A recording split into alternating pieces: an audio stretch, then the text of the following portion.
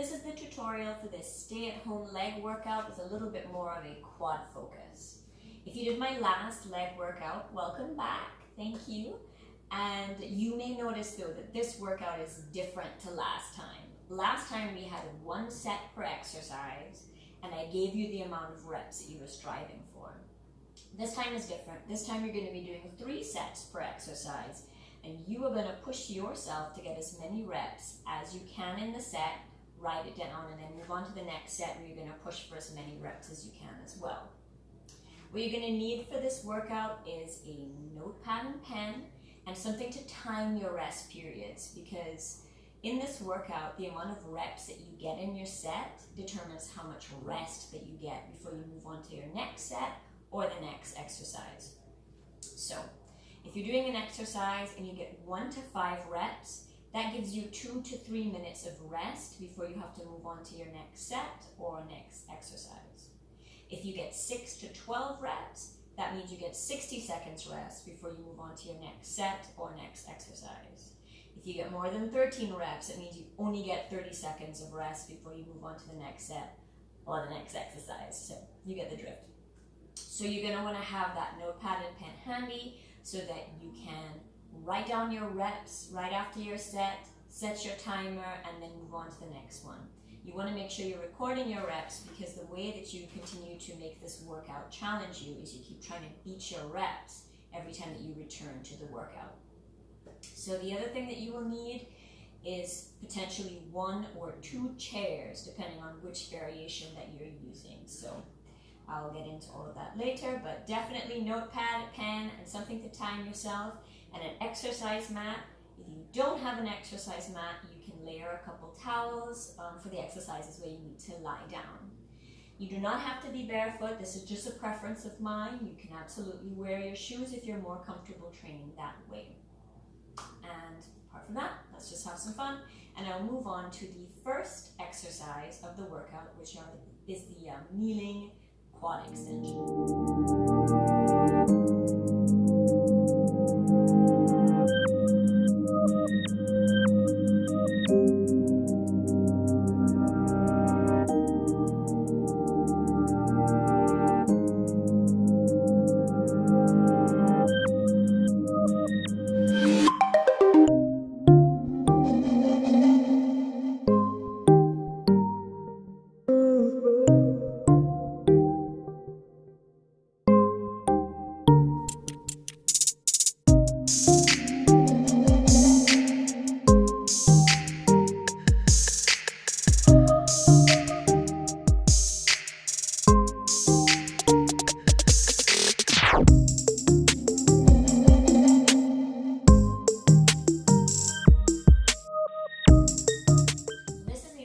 Challenging quad exercise, and the most important thing, no matter which variation that you're doing, is that you understand the proper brace of the core and squeeze of the glutes. So I'm going to get into that right now.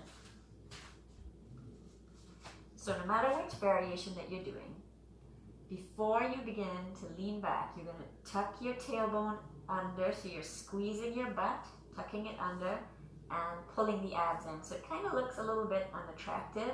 But what you don't want is to have your butt sticking out and your back arched. You want to tuck the tailbone under and squeeze so that your core is braced and stable.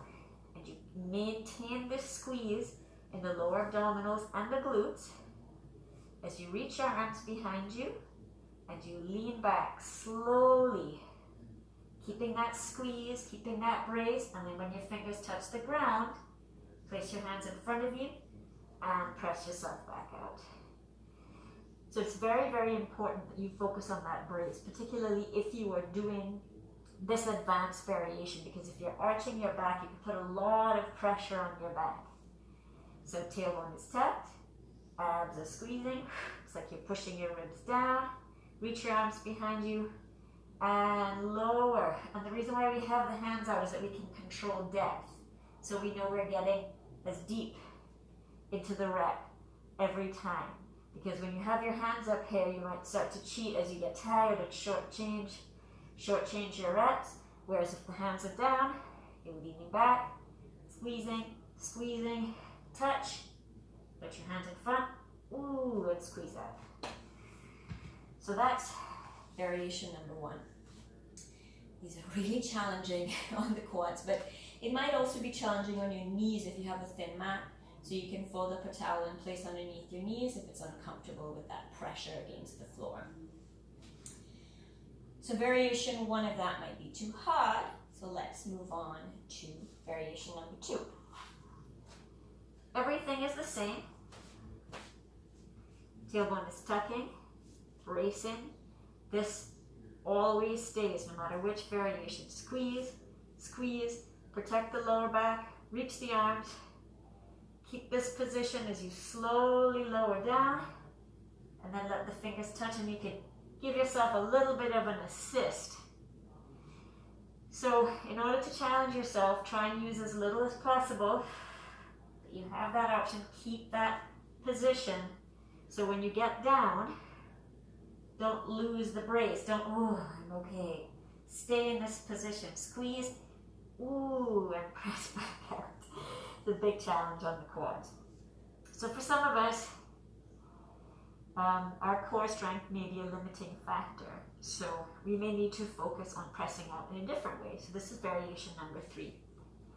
Tailbone tucked, squeezing the glute, bracing the core, reach the arms behind. Same thing, we're going to lower down, slowly, controlled, fingers down, then put your butt down, lift your hands, tuck the tailbone and press forward and release.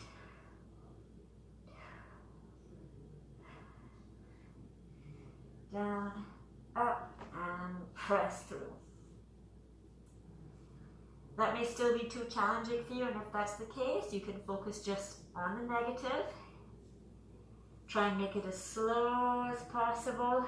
Keep that brace, focus on that squeeze. Don't ever let that glute squeeze go. Let it go, and just press yourself back out.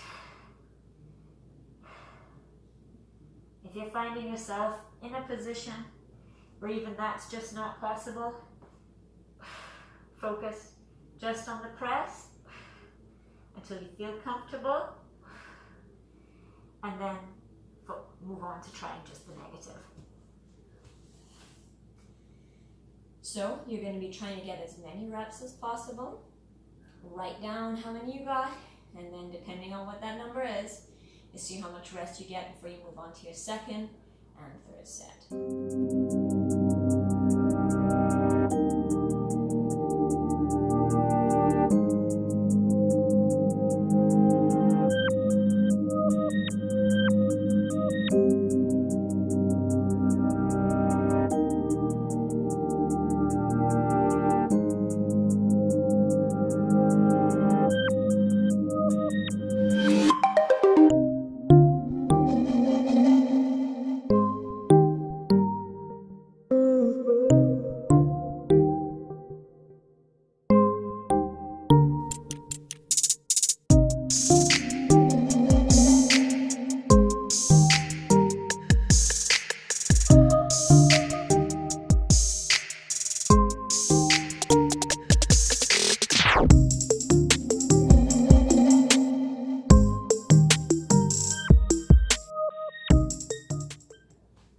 Exercise number 2 is the Sissy Squat, which is a very technical, very challenging quad exercise that will require a little bit of balance if you are doing the advanced variation. I am going to give you some variations that take that element of balance out of it so you can focus on the form. And I'm giving you lots of variations, so no matter what your ability is, you should be able to do at least one. But have fun with these. They're very challenging, rather technical, so the first time that you do them may be slightly awkward. And the most important thing about this exercise is very much like the kneeling quad extension, is that throughout this exercise, you're tucking your tailbone, squeezing your glutes, and bracing your core. So just think about this position, this sort of squeezing your butt position as you crunch your abs. This is what you're trying to hold throughout the exercise as you lower to the ground, and also while you press back out. And that's where that's the most challenging part. So for beginners, we're going to focus just on keeping that brace as we lower down, And for those who are intermediate to advanced, I'll show you how you can modify to keep practicing pressing out in the proper position. So here we go. The full sissy squat. I'm going to do my best because I have fried my quads from filming tutorials. So I'm going to do my best to try and make these look good. So you're coming up on your toes. Tuck your tailbone. Squeeze the abs. Reach the arms out. And you're going to push your knees forward, keeping that tuck. Notice my tailbone is tucked, my ab is bracing as I lower down to the ground, and I try and keep this brace as I press back out. So in a lot of exercises, it can put a lot of pressure on your knees when they pass your toe, but you're up on your toes in this exercise, which protects the knees. If you are having a lot of knee pain when you try this exercise, you can skip it, but try some of the easier variations before you give up on it entirely. I can say from experience that I used to have knee pain, and then I started practicing this exercise and it actually helped it. So focus on the easier variations. Again, fold up a towel, have it in place so that when you rest your knees down on the ground, it's not going on anything hard. And focus again on that tuck, squeeze, and drive the knees forward. So this is what I don't want your sissy squat to look like. Arch back. You want to make sure there's control in there. And even if you are able to control pressing out, you don't want to be arching your back like this. I see a lot of people doing their sissy squats by holding on to a chair and just arching like this with the back arch and the stomach sticking out. You're not getting the benefit of the exercise that way. That tucking of the tailbone and press forward of the hip extends the hip and stretches the quads. It's kind of like the top of a glute bridge where you bring your heels closer towards your butt. So this is kind of the bottom of your sissy squat. Kind of looks like this. Like if you were in a glute bridge, put your heels down. Knees forward, tailbone tucked.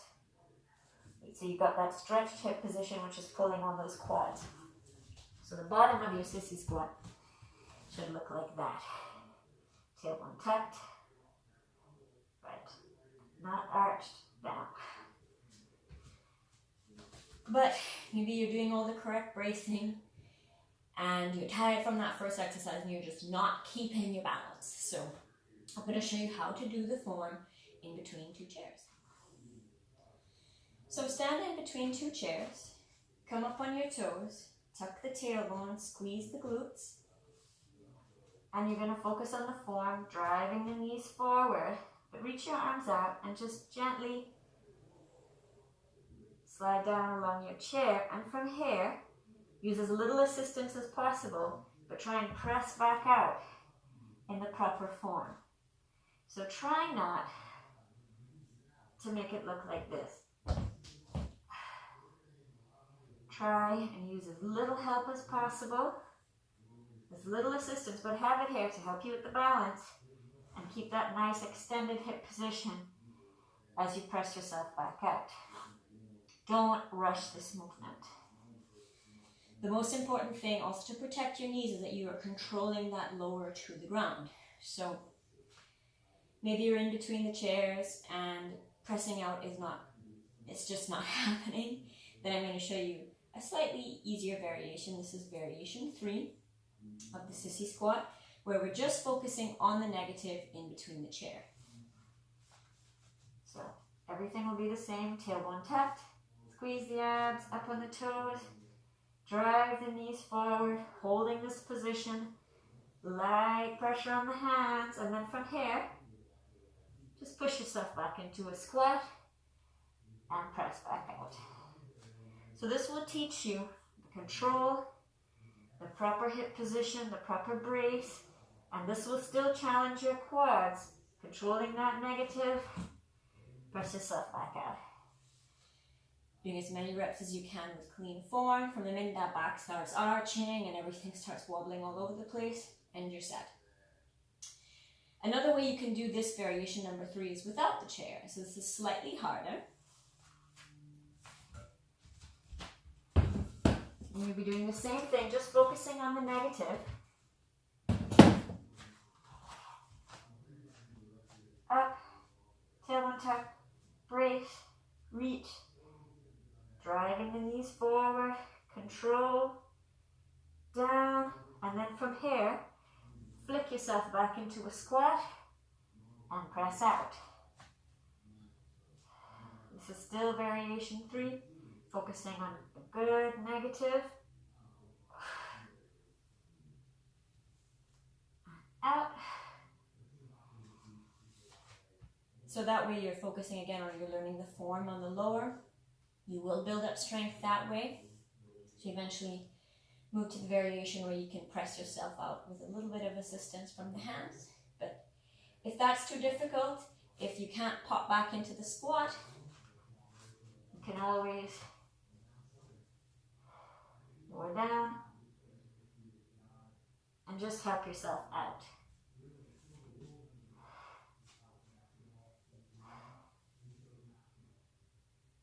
Down, squeezing, and help yourself back out. So all variations focus on the negative, focus on learning that form.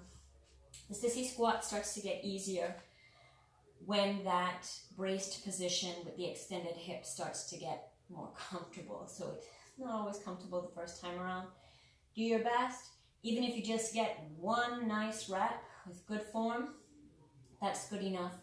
It's better to have one really clean rep than a bunch of reps with your back arch and you're bouncing all over the place. You want to do these with control to make sure that they're safe and make sure that you're getting the most out of the exercise and really focusing the work into your quads.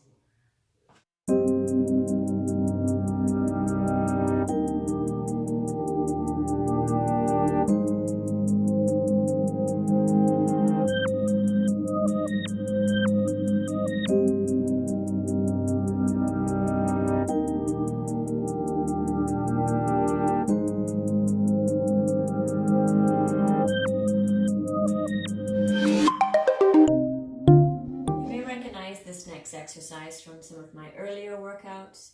It is the same variation I've given before with a slight difference. We're going to be accentuating the squeeze at the top. So this is the elevated glute bridge modification. So we'll discuss this again. I am demonstrating this with the hands on the ground because it's a way that I've modified this exercise to make it more accessible for home. The way that this exercise is usually done is in between 2 chairs, and I'll show you. Ideally, you want to be between 2 chairs, have your shoulder on one chair, leg on the other, and press yourself up and squeeze. But the problem with this is that if this chair isn't braced, you end up pushing yourself away and you can hurt yourself.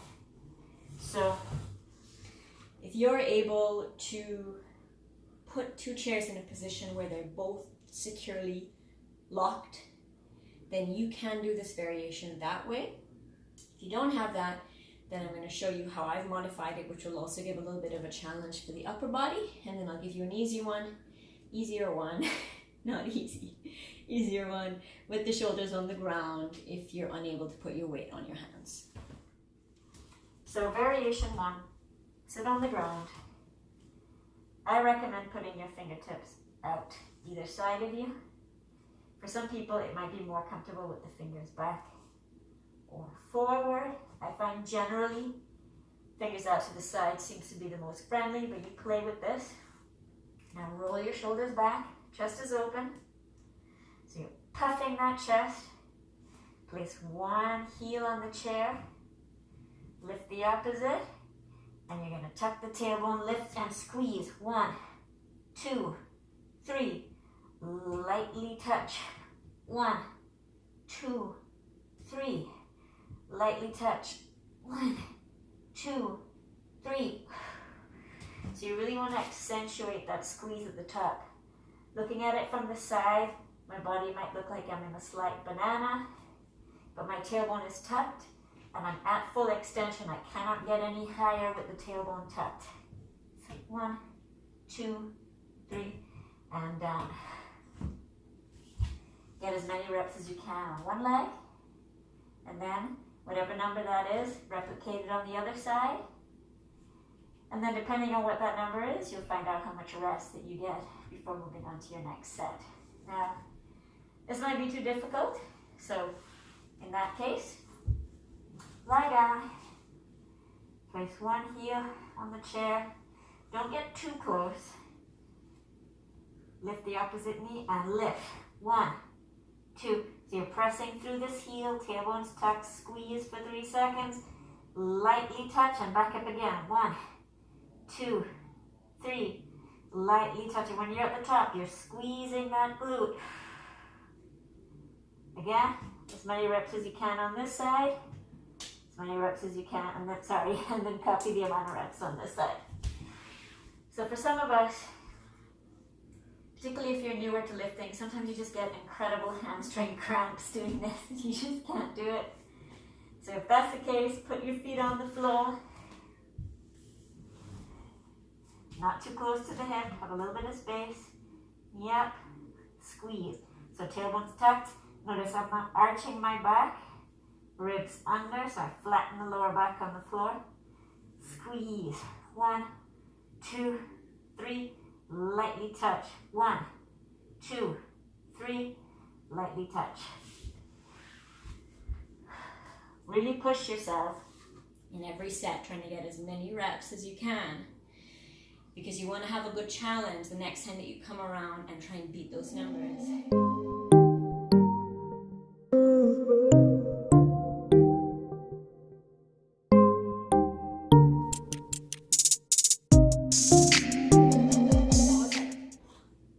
The fourth exercise in the workout is the Bulgarian split squat. You're going to be standing. Give yourself about a leg's length in front of your chair and place the top of the back foot on the chair. Now I find this is the most comfortable, but for some people they feel it's more comfortable to turn the toe under. Pick whichever one feels good for you. The only thing that I'll caution you about this stance is that it can be kind of easier to give yourself a little bit of an assist as you press through the ball of the foot. It's a bit easier to push down and help yourself out, whereas like this, it's a little bit harder, but some people are just not comfortable with this. But for me, I like the top of the foot. And this is basically a single-legged squat in a way. So that's a good thing to remember when going into this exercise, because some people make the mistake of thinking about bending the front leg, and that causes them to drive the front knee forward. But what you really want to do is sit your hips back and let this back knee drive down as if you want to push it under the chair. Your knee can line up with your toe, but don't let it pass. And from here, press out. So I see a lot of different common mistakes with this exercise. Like people go too far, too wide, and then they limit the range of motion. You don't want to be too close to the chair so that even when you dip, your knee is past the toe. But if your knee is at least lining up with the toe, that's fine. But you want to sit your hips back, down, get that knee under the chair and drive out. And then you're not coming all the way up. Stay slightly bent. So let me show you some reps. Good.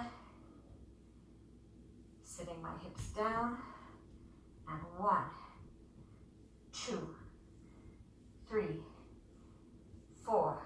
So you're not coming all the way up. Stay in this slightly bent position. 1, 2, 3, 4. This is a little bit more of a pulse this time. It's gonna get a nice burn in the legs. You're trying to get as many reps as you can in one shot, and then do the same amount on the other side. So what happened for me in the workout, I got like an incredible number on my first set on one leg. I think I got 40. And then when the time came to switch legs, there was no way, because it's also quite cardiovascular in a way, doing these high reps. So I got 40 in one shot on one leg, and when I switched sides, I had to do 4 sets of 10 to get the number. So that's normal, but you're still counting the amount of reps on your first leg towards how much rest that you get. So I only got 30 seconds rest after all of that before I had to go back. So this might be too hard for you, and if that's the case, we're going to do pulse lunges. To get the chair out of the way. So for this, take a nice, not too wide of a stance. Knee is over your heel.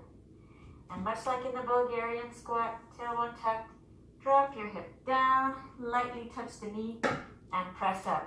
Don't come all the way up, keep a slight bend, and you're going to pulse it. 1, 2, 3. Don't push the knee past the toe, so you don't want it so close to where the knee is driving past. It puts a lot of pressure on the knee. Whoop. And press out.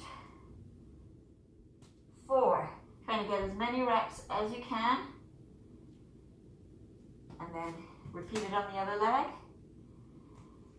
And then depending on how many you get, is how much rest that you get before you do.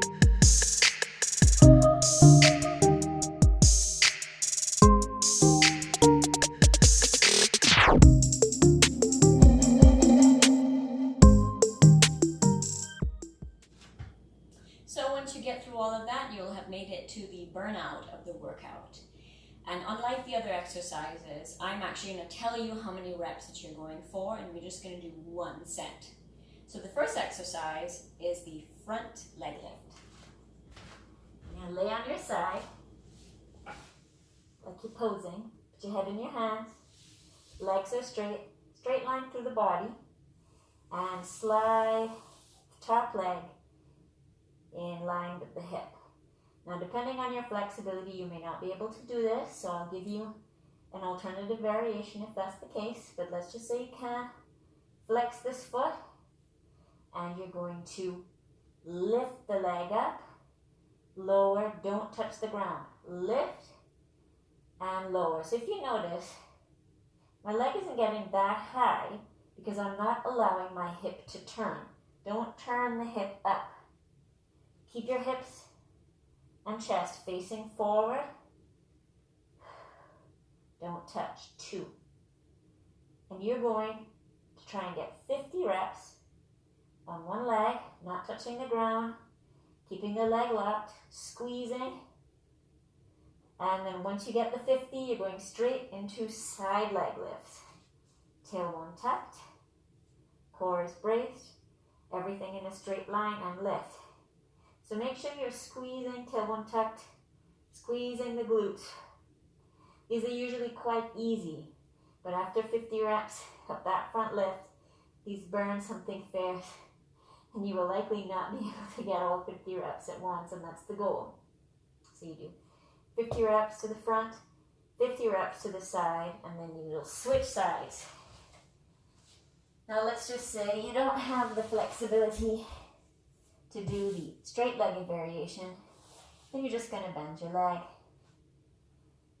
Just like with the other variation, you're not going to let your knee touch the ground, you're not going to let your chest or your hips turn, but you're going to lift and down, lift and down, lift. So don't turn the hip, don't turn up with this. It's very important that you're strict because you want to make the hip and the glute do the work, right? If I'm turning my hip, I'm assisting, and I'm taking the weight out of the glute, because in this position, the weight of the leg is being supported by the glute and lifted by the glute as you lift. If you pull it back, this leg now becomes lighter because the weight has transferred into all of the hips. You're not getting as much work done. So, straight chest and hips, lock them, tuck the tailbone, squeeze the core, lift, lift. 50 reps. And then once you've done 50, tailbone tucked, squeeze, 50 reps. You won't be able to get all at once, rest as needed. But once you finish that, it will be the end of your workout. So the way to keep this workout continuously challenging you is to write down your reps so that next time that you come back, you can try and beat those numbers. Let's just say on my kneeling quad extensions, I got 5 reps on my first set, 4 reps on my second set, and 3 reps on my third set. That's fine.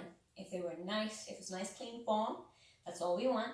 And then next time, let's see if we could get 6 reps on the first set, even if the other sets stay at 4 and 3, just so long as you're seeing some slight increases in those numbers, or maybe just an increase in your control. Like for things like the Sissy Squat, you may not be getting more reps, but your negatives may feel more comfortable. These are all ways of tracking progress. So write down your reps. My advice is don't try and remember your reps, because I've done this so many times. I'll be really tired after my set and I'm like, I'll remember how many I got, and I forget because the work from the next set just knocks the number out of me. So have your notepad nearby, have something to time your rest periods. If you have a timer, that's great. If not, just run a stopwatch or pay attention to the time, pay attention to the seconds on your watch, and make sure it's a strict 2 to 3 minutes or a strict 60 seconds or a strict 30 seconds. And yeah, just try and improve your numbers over time. And another way to add a challenge is to do the burnout twice. So 50, 50, 50, 50, and then do it again, 50, 50, 50, 50. So you have options. This is a surprisingly challenging workout, so have fun with it. Again, it doesn't matter how many reps you get that first time around, so long as the form is clean. The goal is to improve upon your numbers. You have nothing to prove to anyone, but a whole bunch to gain if you keep your form honest. So what I'm going to do now is I'm going to switch over to a video of my reps, what I got from the workout, and this is just to show you what's possible in time, and also maybe to motivate you so that you have the numbers to try and beat. So if you tried this workout, thank you so much. If you have any questions, any feedback, leave it in the comments, and I will leave a workout breakdown in the commentary below, and I'll also link to a warm-up that you can use. For a warm-up, 5 to 10 minutes of light movement works just fine. That's dancing, running on the spot, jogging. You could go for a walk outside if you're allowed to right now. Jump rope, anything like that. Or you can do the dynamic warm-up that I will list in the commentary. So enjoy, guys. Thanks again for joining me, and if this is your first time, welcome, and I hope you enjoy your workout. And here are my reps. So to recap, whatever amount of reps you get determines how much rest you get before you move on to the next set or next exercise. So for the first exercise, I got 11 reps, which was within the 6 to 12 rep range, which gave me 60 seconds before moving on to set 2, where I got 9, again between 6 to 12, so another 60 seconds. Same for set 3. But then when I went on to the Sissy Squats, I got 15 reps for my first set, which means I only got 30 seconds rest before going on to set 2. So you get the drift. Here are my numbers. Next time around, I can try and improve upon these, get more reps within my set. Another easy way to make it harder is to do the burnout twice. So I only did 1 round. What's more important is write down your reps so that you can improve upon your numbers next time around. So if you give this a shot, enjoy and good luck.